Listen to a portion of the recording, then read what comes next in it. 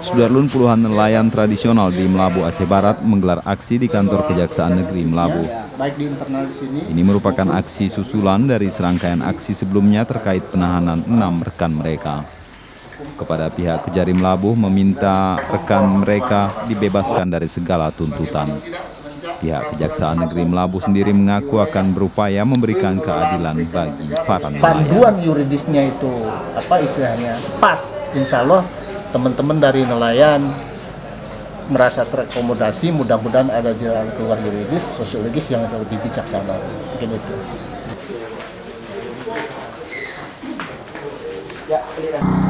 Dari Melabu, Rizwan, Serambion TV. Kalau jalan.